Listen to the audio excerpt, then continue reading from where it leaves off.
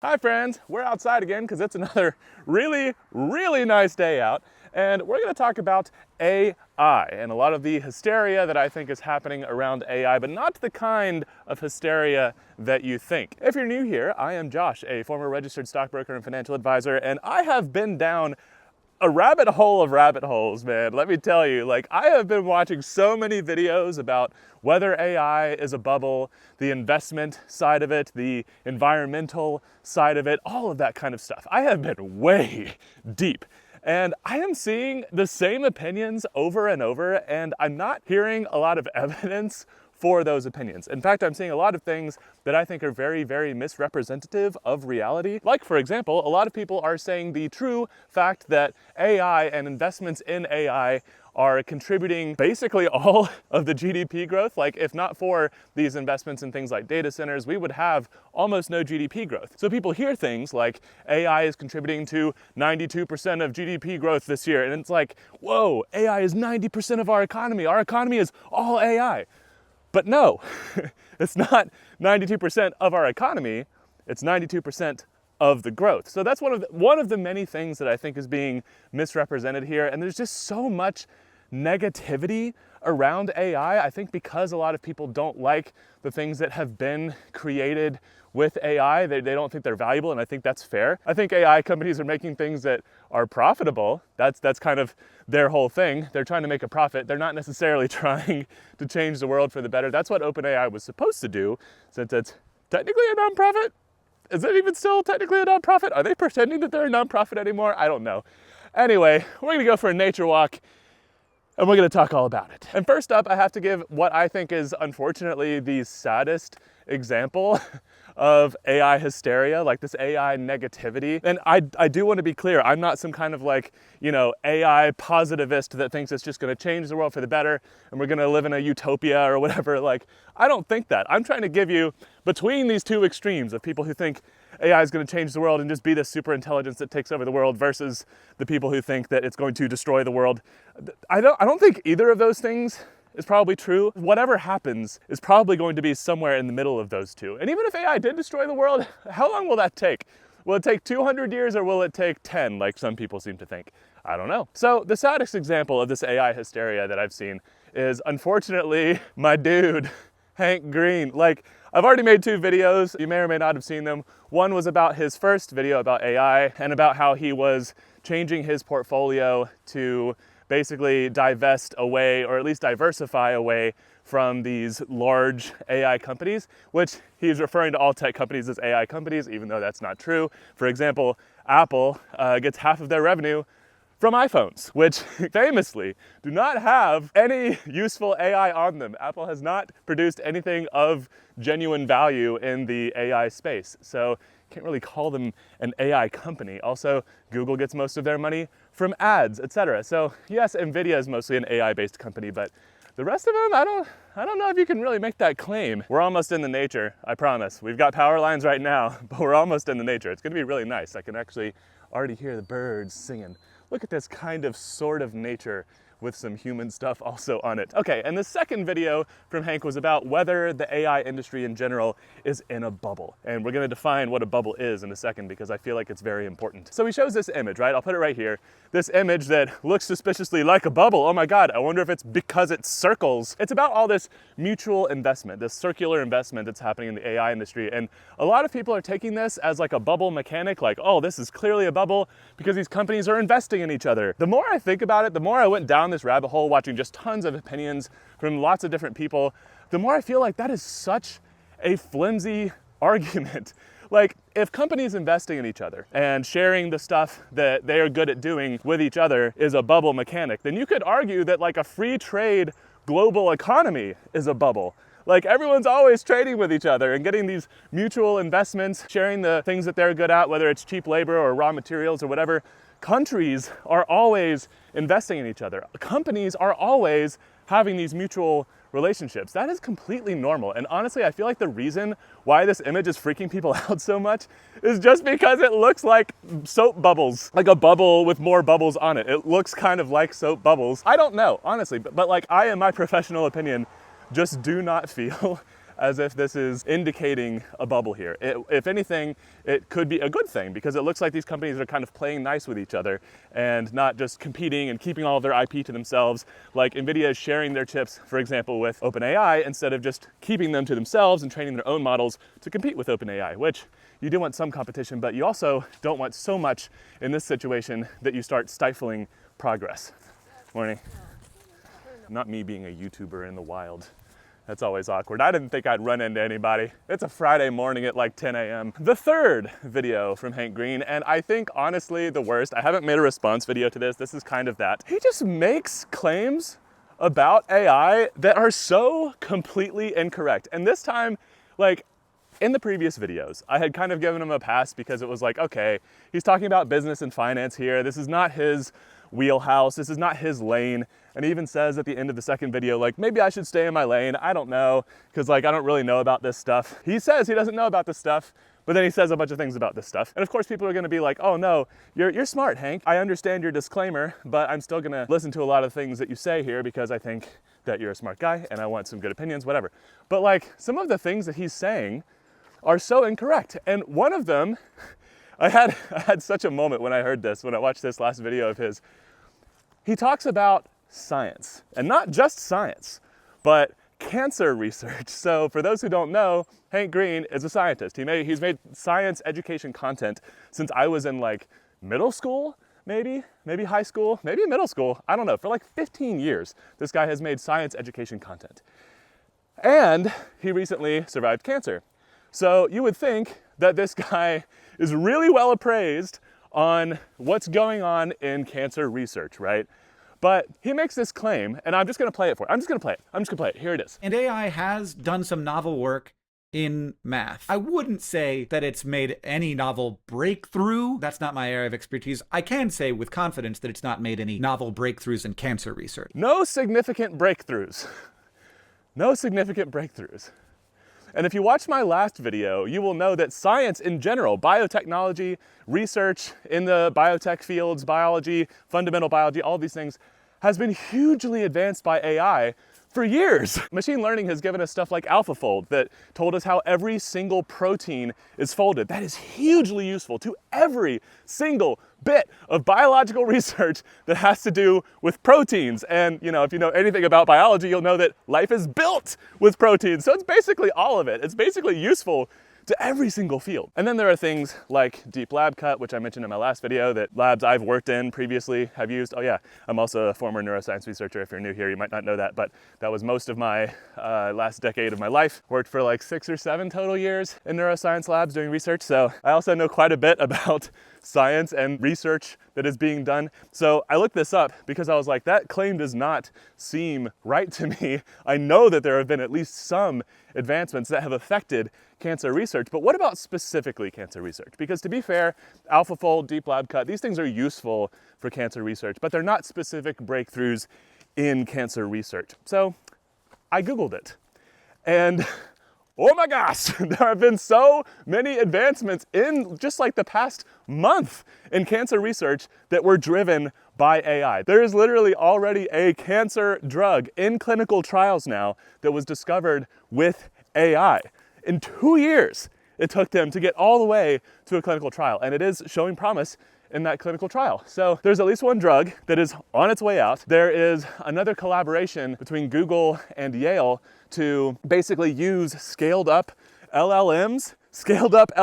If you've seen Hank's video, you will know that this is literally something he specifically expressed skepticism on, because he was saying that, you know, oh, all of this investment in AI is to scale up these models, basically have more training data, train better models, but there's no guarantee that that's going to produce models that can do more stuff, right? Which is fair if we weren't already seeing scaled up, specifically LLMs, doing really useful stuff. So I'm not gonna bore you with the science. It's very complicated even for me, even though I worked in labs that used single-cell RNA sequencing. But basically, they are using these scaled-up LLMs to analyze an extremely large amount of data in the context of those cells, which seems like it could be very, very useful. It seems like just the kind of thing that AI should be good at, analyzing a huge amount of data that no human being could really like fathom appropriately, and then analyzing that data, maybe telling you about opportunities that you wouldn't see if you were just a human looking at the data, or even analyzing the data with some pretty sophisticated tools.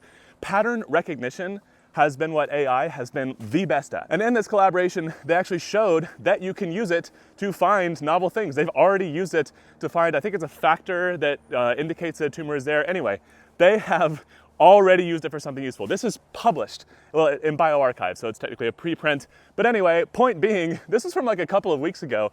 If Hank had just Googled it, he would have seen this. He is making these claims very confidently that AI hasn't done anything useful in cancer research, when that is simply not true. People are even calling this RNA sequence, people are even calling it a breakthrough. Like a breakthrough in cancer research. It's major, it's so useful. And like, we're still figuring out, like this is 2 weeks ago. We have not plateaued in the things that we're discovering with AI. This is beautiful, by the way. This is my walk, pretty nice. But my point is, I think that people like Hank, unfortunately, I love Hank. He has done so much great stuff. He has informed so many people, educated so many people, but like, he must have some kind of bias that is like really clouding his judgment here, because the finance stuff is one thing. It's not his field, whatever. But cancer research, this is dead center of his wheelhouse. Like, he should 100% know about this, but clearly just didn't even look it up. So I'm honestly really disappointed in Hank, but I don't want this video to be negative. It's really the opposite, because I feel like people like Hank are expressing all of this negativity around AI, all of this skepticism, saying it hasn't done anything useful. That's not true. I'm getting hot. I might have to take off this jacket, one sec. And I get that Hank is, you know, a science-minded person. He's a man of science, but he's not necessarily like actively in research like I was very recently. So he might be a bit disconnected from what's actually going on the ground in labs.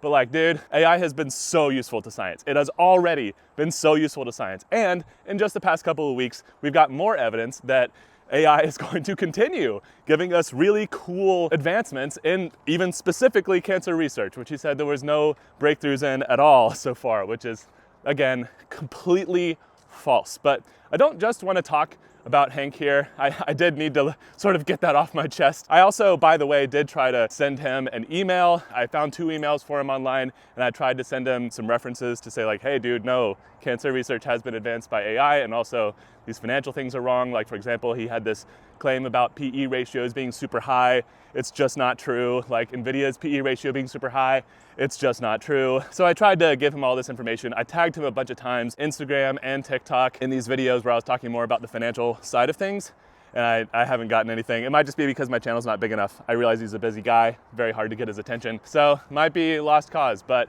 I did try. That is just so pretty. Okay, we're gonna have to cross the street a little bit, so it's not gonna be as pretty for a second, but we got more to talk about, a lot more to talk about, so let's keep going. So yes, AI has been very useful for science, it's been useful for a lot of things, but are we in a bubble? In order to answer this question, we first have to define bubble, because when people say bubble lately, I have this feeling like they're not actually talking about the same thing. So I think what a lot of people are talking about is an investment bubble, and they mean specifically in terms, actually no, we're gonna turn around. We're gonna turn around. This is gonna be too ugly. Let's turn around. Back into nature. Yeah, that's gonna be way too loud. I'm in North Carolina, man. There are big trucks everywhere, hauling nothing just because people think they're masculine. So yeah, it's gonna be too loud on the roads. Anyway, so let's talk about whether I think AI is a bubble. I have talked about some of the arguments that I don't think are very good, and I've also talked about like trying to balance out these takes that it is a bubble with some rationality, with some data, but I haven't really given my own opinions. I've said I don't think we can tell if it's a bubble. Is it a bubble though? So I feel like a lot of people are not really talking about the same thing, first of all, when they say it's a bubble. So I think what people mean is that it is an investment bubble. And I think people are specifically thinking about the stock market here, because the stock market has gone up so much in the AI age. Now, I will obviously push back, as I have already in previous videos, that it's all about AI. Like the whole stock market is not based on AI. A few years ago, it was already hitting all-time highs. There were already most of these same tech stocks, and it wasn't about AI. Again, most of these companies are not just AI companies. They're not even making their money on AI. So it's not like, AI is like inflating their profits or something. Other than NVIDIA. NVIDIA is 100% mostly AI driven, but Apple, Google, Amazon, not really. Not really. They do lots of other things. And it's really important here to put this into context because stocks can go up a lot without actually popping. You could just have a run up in stocks that's justified, right? And what people mean when they say a bubble is something that runs up, it inflates, and then it pops. So what people are saying when they say, oh, we're in a bubble, I think what they mean is we're in something that's going to pop. But I just don't know that it's clear that there's going to be any sort of pop here. So people have been talking for a long time. People have such short memories on this stuff, but people have been talking for a long time about us being in a tech bubble in general because tech companies, these giant tech companies like Amazon, Apple, Microsoft, Google, Meta have been so big for so long that people are saying like, oh, I don't know, like this has got to pop at some point. It never did. It never did. It was not a bubble. And also in Hank's last video, he was responding to comments. One of the comments was, you don't know that you're in a bubble until it pops. Like you can't actually predict bubbles. And Hank insists that you can. Yeah, you can, you could be right, but you can't predict one reliably. Otherwise, there wouldn't be so much debate about it right now. Also, if you knew that you were in a bubble, then why would you keep investing into it? But people are still investing into it. That's why stocks are going up. People are still investing into the stock market. So if you could predict a bubble, why is everyone still investing in the bubble, right? Maybe because they think that, it's got a little bit more to go. They just want to get in for a little bit and then cash out, whatever. That's possible. But as Professor Scott Galloway said in a podcast recently, which actually I think it's this one right here. I think it's probably the most balanced discussion that I've seen of this in all of the discussions that I've seen of this. It's the first one where I felt like they didn't have like some kind of specific agenda. So what Scott Galloway says is that most of the time when people start thinking that you're in a bubble, you've probably still got like another 20-30% to go before it actually pops. That's gonna make it difficult to record audio. Do you hear the leaf blower? La la la la la. So another thing that I wanna point out, and a lot of this is just me giving you some food for thought so that you can sort of balance out this anti-AI hysteria that's going on right now, or the AI bubble hysteria that's going on right now. So another thing that I wanna add to your thinking here is that when money is spent, and a lot of people get this wrong, especially in terms of like government spending actually, when money is spent, it's not like it's gone.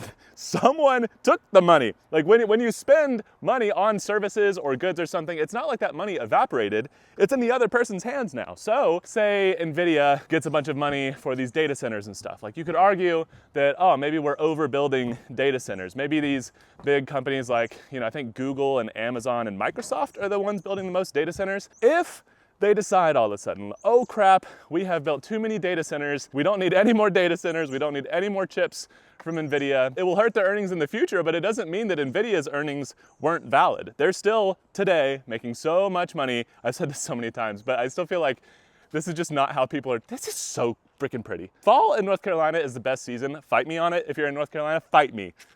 Fight me. Don't fight me.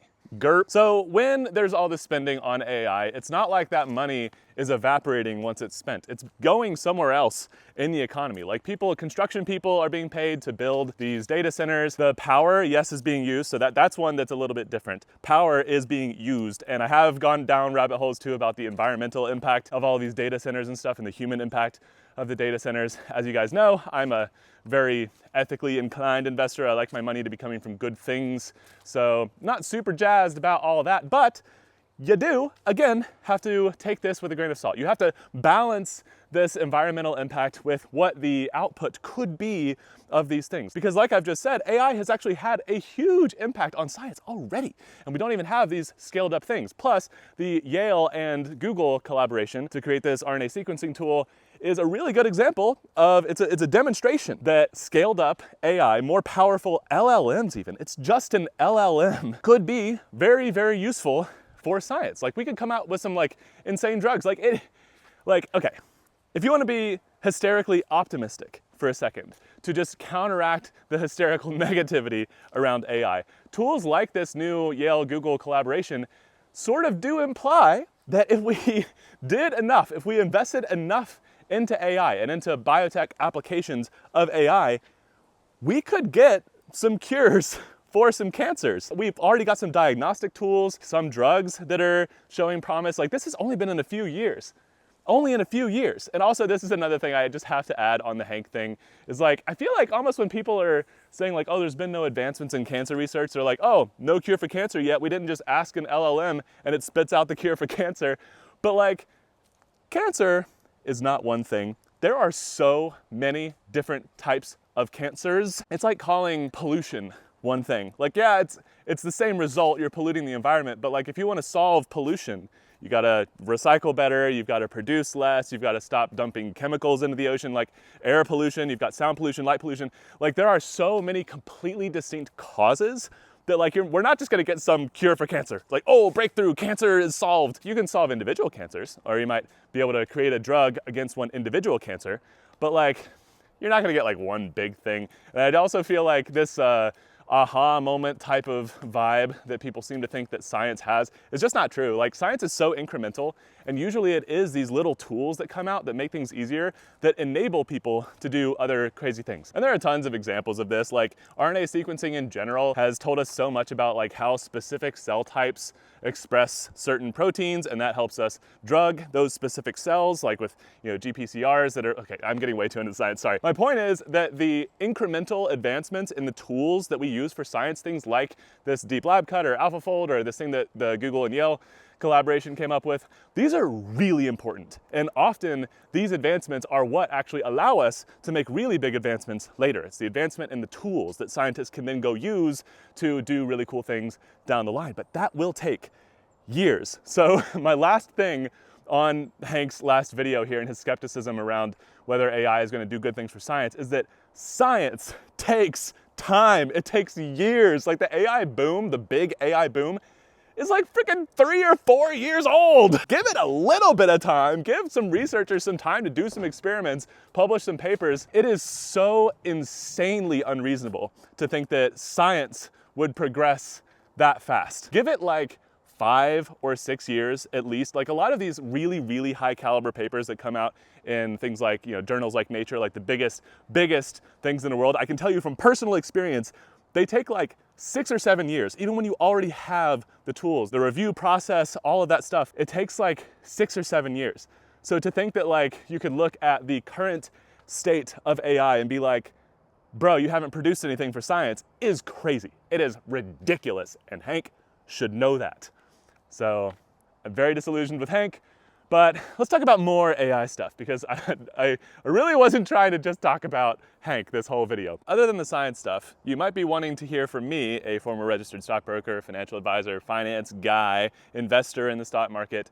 Do I think that we are in a stock market bubble that is caused by AI? And I haven't really given my opinions on this. I've just given skepticism about some of the other people's takes about like that it's a bubble. Here's why I think that the stock market is still going up, despite that you might think that it's a bubble, despite that the underlying economy definitely does factually seem to not be doing that well. You could make the argument that the stock market being as high as it is right now doesn't make any sense because the underlying economy is not doing well, the US consumer is not doing well, and you could make the argument, you could try at least, I don't think it's a good argument, but you could make the argument that that's because of AI, that AI is propping up these companies, and that's the reason why the S&P 500 is up this year, despite the economy not doing very well. You could argue that that's all AI, and if the AI craze dies down, then that's going to give us a bubble. We're gonna have a pop in the stock market's gonna go down. But again, the first thing I would say is, if the stock market is still going up, there must be some smart people, some investment analysts somewhere who are thinking that this bubble, if it exists, is not going to be that bad. People are still pouring money into it, and smart money, by the way, is like institutional investors, not retail investors, even though retail investors can be smart too. It's kind of a bad pejorative term, very self-serving term for the finance people who like to call themselves the smart money. But anyway, why would these people, why would a smart person, like let's ask ourselves, If a smart person invests in the market right now, because there clearly are people doing that, the market's up again today, why are they doing that? What would be the case for optimism here? First of all, yes, there is this case that Hank Green keeps bringing up over and over, and a lot of people have brought up over and over about like, oh, AGI, it's gonna be AGI, this super intelligence that replaces all the jobs, and it's the only thing that can make money. I've said before, and I'll say again, I just do not think that that is the primary reason why these companies' stocks are going up. I don't think that it's all based on AGI. There's so many different applications of AI that could be really, really useful to the world. I've just talked about a bunch of science ones. I don't think that's it. And honestly, I think that the main reason is probably just something very simple, and it makes the whole situation so simple in a way that I feel like people will find very unsatisfying. So this is my disclaimer that I think you might find this answer extremely unsatisfying. But here's the thing. I have been shocked previously in my, not long investing career, like 10 years of investing. I have been extremely shocked at how macroeconomic forces can shape markets. Like, the economy aside, what the Fed interest rate is can move markets like crazy. In fact, this is such a strong factor in the market that you can see bad economic data, very bad economic data, and have the stock market go up. Why does that happen? Well, that happens because when you get bad economic data, it increases the likelihood that the Fed is going to drop rates. I'm getting out of breath. I need to sit down. Wow, this is a very nice, convenient place to sit down. Let's sit right here. Whew. It increases the likelihood that the Fed is going to drop rates at the next meeting. And the Fed interest rate is such a strong factor in how much money companies can invest and how much, growth that they can do, that the Fed interest rate is far more important to the stock market than the economy.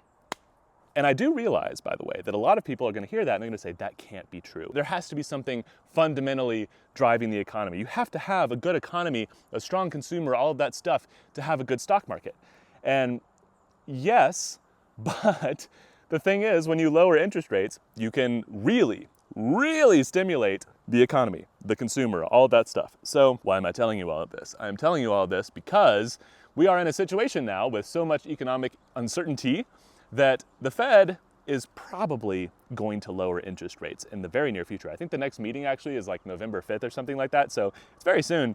And if the Fed keeps reducing rates, and they do have room to do that right now, if that happened, then the stock market would go up like crazy. And because people are pricing in this possibility, this probability, honestly, that the Fed is going to lower interest rates in the near to medium term future, we have a relative increase in the stock market. So it doesn't have to be because of AI that stocks are going up. It could literally just be that people think the Fed's rate is going to go up. It literally could be because we have a bad economy in the United States right now, and therefore a high likelihood of lowering interest rates, that the stock market is going up. The stock market could be going up because of a bad economy, just because of what the Fed could do. And I know that's brain breaking. I realize that's really weird, but that is my personal hypothesis for why the stock market is doing so well despite the economy being bad. And if you pay attention to stock and business and economic news like I do, you will actually see this happen. You will see negative economic data come out, like really bad jobs numbers, bad inflation numbers. Well, actually, inflation is a little bit different. We might talk about that in a sec. You'll see this negative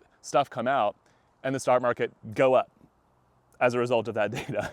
Like, the economy being bad means that the Fed's rate will probably go down because the Fed will say, we need to support the economy, so lower those interest rates.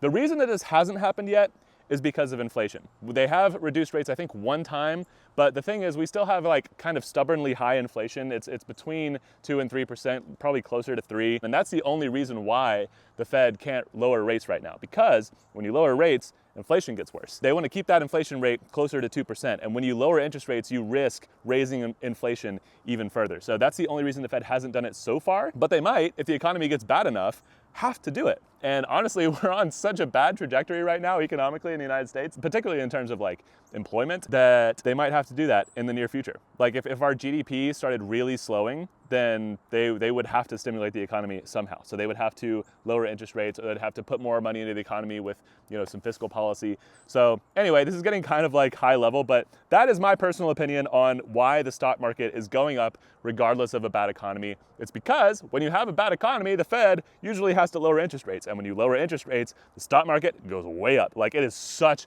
a strong effect. It shouldn't be that way. Like, it feels wrong that just like a number arbitrarily, well, not super arbitrarily, but a number just set by people should have that much influence on like the value of your 401k, for example. But that's the reality we live in, folks. I don't think that AI is a bubble that is at least going to pop soon. I will agree that there's a ton of investment going into it right now, but like, honestly, not that big. Like in this Scott Galloway podcast that I was listening to, they were talking about the PE ratios, the forward PE ratios of companies now relative to things like the .com bubble.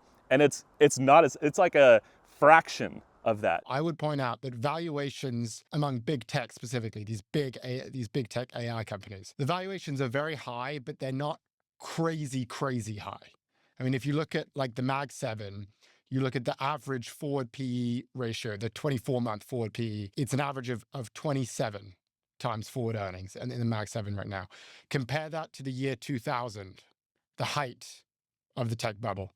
The average in 2000 was 52 times forward earnings. You compare it to the Japanese bubble of 1989, average was 67 times forward earnings. So we are definitely experiencing these rich valuations, but they're not crazy rich. And you look at something like a Google or a Meta, these valuations are not totally out of control. So I don't think that valuations are inflated based on AI earnings. If anything, you could argue that maybe the earnings are inflated, but I don't think that's the case either. In fact, people are critical of AI because they say that it has not produced enough earnings yet. So it wouldn't be that these companies' earnings are inflated. Maybe Nvidia's. They are earning real money, but those earnings could go away if the AI bubble, if the AI run up in stocks, let's not call it a bubble. If the AI craze cooled down, then yes, Nvidia's earnings in the future might cool down, but that won't affect their earnings in the past.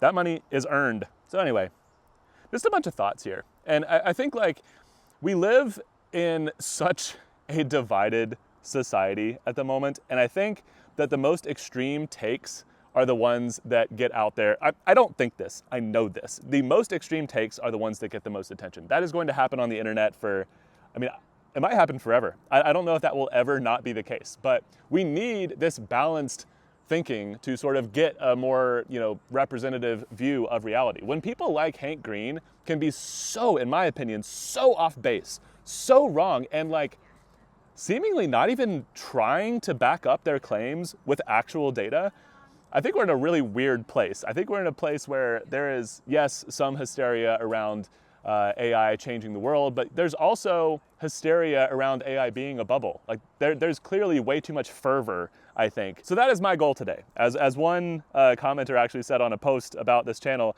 this I think is actually indeed the goal of my channel. So thank you to whoever this was. I can't remember exactly who it was off the top of my head, but I will put it right here. Thank you for articulating that for me, because I feel like the goal of my channel is indeed to just improve the signal to noise ratio of money related content online, because there is so much noise, even outside of like, day trading course scams and like, all these other like obvious scams and like misinformation. There's also very smart people who are often wrong about stuff. And like, I'm gonna be often wrong too. I could be totally wrong about this. The AI bubble could exist and pop tomorrow for all I know. I just want to provide you with some more like sobering information, some different perspectives that you aren't necessarily hearing, and definitely aren't hearing in the same place, because people get so polarized about this stuff. I think people look at things like ChatGPT and Sora 2 and the slop talk that they did with that, which I did make a video about. It's really interesting. And they say, oh, clearly AI is not producing anything of value.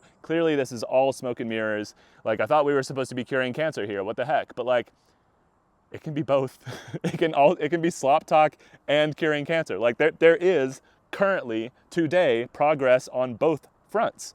So more balance in the thoughts here, please. Oh, and I said this in the last video that I made, in which I talked about Hank's take on AI, but if you know Hank, could you send this to him? I'm really trying. I've tried so many different ways. I've tagged him on things. I've sent him emails. I've commented on all of these videos. I actually think one of them might have gotten deleted on the last one, where I told him that the cancer thing was completely incorrect, but I couldn't find that comment again.